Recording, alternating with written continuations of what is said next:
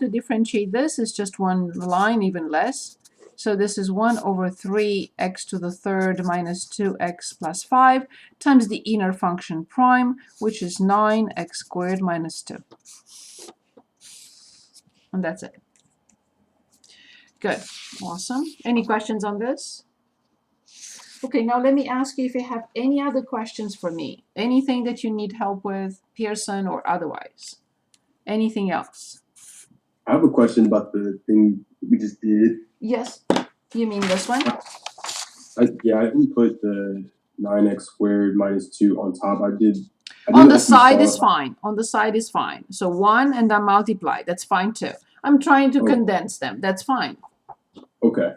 So you can write 1 over this times, but you have to have parentheses. 9x squared minus 2. That's fine. It's the same thing. Perfect. That's full credit. Yep. Other questions for me? Anything else you need help with? Anything? Okay. In that case, we're back to 3.1. We still have to work on 3.1. So I'm going to open... Actually, yes? Can we go over a problem from the homework? Yes, of course. Which one? 2.3, number 26. 26. I have the book right here. 26. 26. The advertising. So n of a equals 1,000 plus 200 natural log a. And of course, a is greater than or equal to 1. And the number of units sold. And a is the amount spent on advertising in thousands. So a in thousands of dollars. Okay. How many units were sold when 1,000 is spent on advertising? So that's n of 1,000. Do I have to do this one? No, I'm good on that one. It was part B. Okay, so n prime of a and then n prime of 10. So 10. So careful here. Since a is in thousands, when you determine n of 1,000 is basically n of 1, not n of 1,000, because it says $1,000, right? But a is in thousands, so we have to plug in here 1. So when you plug in 1, you get 0. 0 times 200, so this will be 1,000. And n is the number of units sold. Okay, so n prime of a, when we differentiate 1,000, we get 0. When we differentiate natural log a is 1 over a. So this is 200 divided by a. So now here it's specified n prime of 10, which means 10,000. That's why it's correct, n of 10. So you have 200 over 10, which is 20. 20 units sold.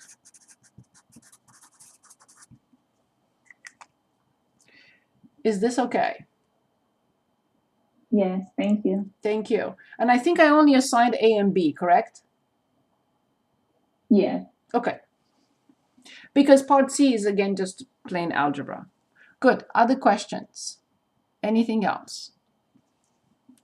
Okay, in that case, thank you for your question. So in that case, we go back to the book. Here it is. And I would like us to work on another problem in which we find the critical numbers and we search or we determine whether they turn into max-min or not. So we do not sketch the graph in this section. That's ridiculous. We're not ready for that. So here we have find any relative extrema. This is what it's called, the plural, max-min, extrema, points of extrema.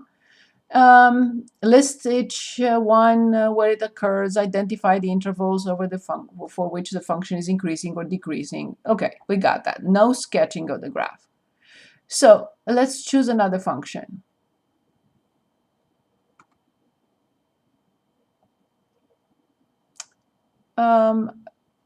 I think we picked 47 last time. What if we pick 49 this time? So we have g of x equals x to the third minus x to the fourth. Okay. So the problem is asking us to find max min if they exist. Basically, this is the idea. That's what we are trying to find. What is the first thing I have to determine in order to find max min?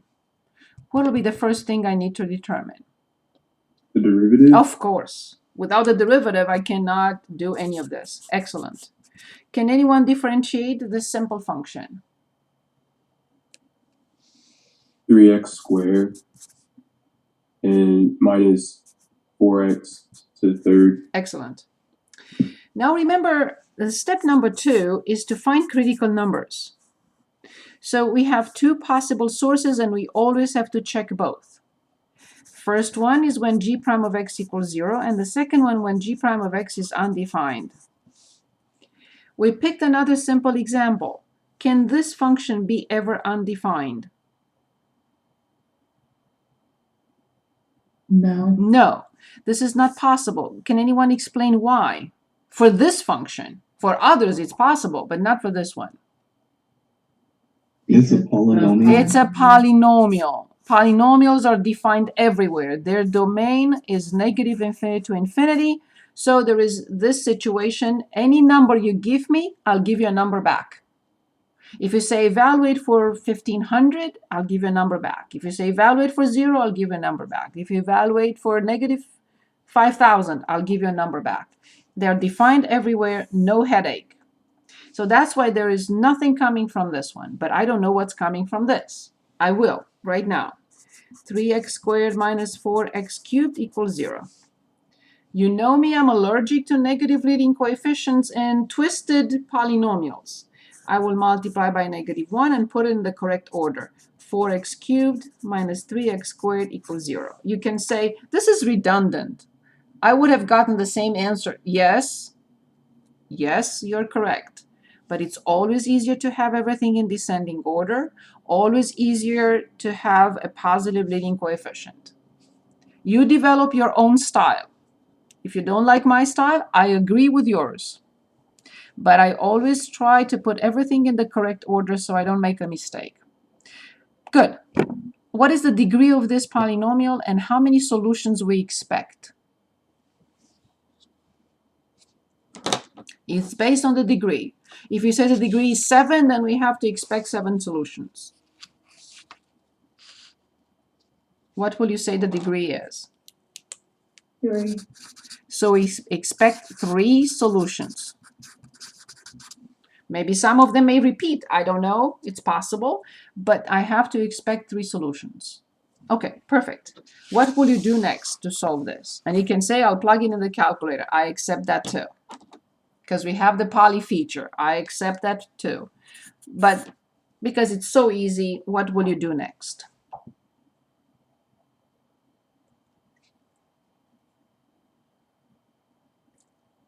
Factor. Out x squared. 4x minus 3 equals 0. Awesome. So then I will have 3 solutions. Although 2 of them will be the same. What?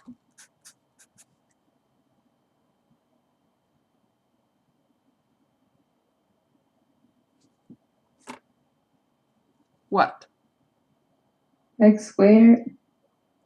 Yes. X squared equals 0 means 2 solutions. X equals 1 and -1. 1 or -1 can never be 0. That's Zero. okay. Exactly. If we make mistakes, we learn. That's always the case. Okay. And what is the other solution? From 4x minus 3 equals 0, we move 3, divide by 4. So these are the function's critical number. Critical number, critical number. In step number 3 is the table. Here is the table. G prime is first. G of x is second. I put in the table the domain, of course, and the critical numbers in the correct order. Don't put 3/4 and 0. You have to put 0 and 3/4. What do I write here? Under 0 for G prime and under 3/4 for G prime. 0. Of course, that's how we got those numbers. Brilliant. Thank you. Thank you. At this point, I have to pick a number here, one here, and one here, and plug them in the derivative to find the sign. You can say, this is a derivative, too difficult. Fine. If you say it's too difficult, I agree. I will go to the graphing calculator. I will put in my y equals. I will put in 3x squared minus 4x cubed. Okay. And then I will plug in numbers. Which numbers? A number to the left of 0. Okay. -5. A number between 0 and 3/4. That's 0.75. I'm going to plug in 0.2. And the number to the right of 3/4, like 10. And here are my signs. Of course, not my signs, but the derivative signs. Positive, positive, negative. Positive, positive, negative. At this point, in g of x, I have to plug in 0 and 3/4. Where is my g of x? Right here. Too difficult? Fine. I'll put it in the graphing calculator as the second function. And that is x to the third minus x to the fourth. Good. So then I go in, and all I care about for the g is to plug in 0, which is very clear. I shouldn't even spend time on that. It's 0. And the other one is 3/4. So here's my g. So 0.11. Okay. So I write 0 and I write 0.11. Awesome. So the point is 0, 0, and the point is 3/4, 0.11. There is no 2 dots in there. I just had the dots before. I should have not put them in there so it's not confusing. Okay. Good. So now let's analyze the sequence of signs here. There is a critical number, 0. The derivative is positive and the derivative is positive. What type of point is 0, 0? Is it a relative max or a relative min? Or none of the above? None of the above. None. There is no sign change for the derivative. So the function is increasing according to this. Question now. What type of point is 3, 4, 3/4, 0.11? So 3/4, 0.11. What type of point is this? Max. Yes, it's a relative max. Thank you very much, because the function is increasing. Then it's 0, maybe undefined, but not this one, but it could be, and decreasing. So this is a local, also called relative, whichever you prefer, max. This is nothing because the derivative does not change sign. This 3/4, 0.11 is a relative max because the sign of the derivative is from positive to negative. If it were from negative to positive, it would have been a minimum. That's all we were asked to determine. Now, if I ask you, please give me the intervals for which this function is increasing. F is increasing on, and F is decreasing on. What will you say?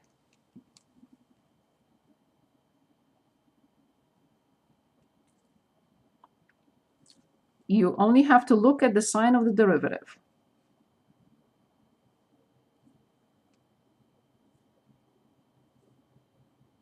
When is this function increasing? I'm sorry, I confused you. We're talking about g, of course. When is g increasing?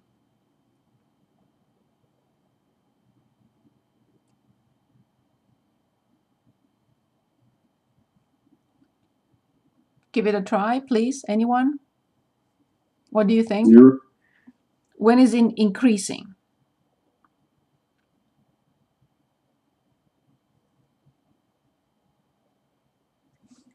Okay, let's go back.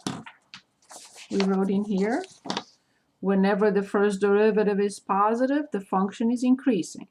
Wherever the first derivative is negative, the function is decreasing. So this function is increasing on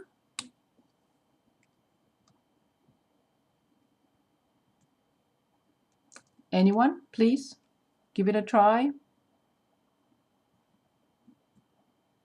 It's okay if you're wrong, just talk to me, please. Are you asking for the number it's increasing The interval, on or the interval. The interval is between negative infinity 0 union 0 to 3/4. Union 0 3/4. Which interval is g decreasing on?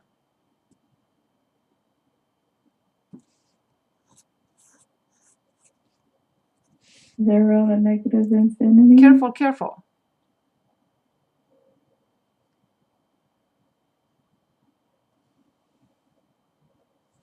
This is already here, right? It's already increasing. Is it 3/4 to infinity? Exactly. 3/4 infinity. Exactly. So we see that the first derivative is positive between negative infinity and 3/4. The function must be increasing on this interval. The first derivative is negative between 3/4 and infinity. The function must be decreasing on this interval. Great job. Okay, I'm trying to keep my pages in order. Okay, now I printed this out so we can talk about this problem. If you have any questions, please stop me. I have a question about about your calculator settings. Yes, the calculator. Can you just quickly show me what the settings should be? Because I'm not getting those answers when I. So if you didn't enter the function correctly, that's one possibility. And the other one is you have to go to second and table set to make sure that the independent variable is in the ask mode. If the independent variable is in the ask mode, you can enter the numbers you want. Okay. And the table start, it doesn't mean anything. Don't even worry about that. The increment of the table doesn't mean anything. Don't worry about that. Just make sure that the independent variable is in the ask mode.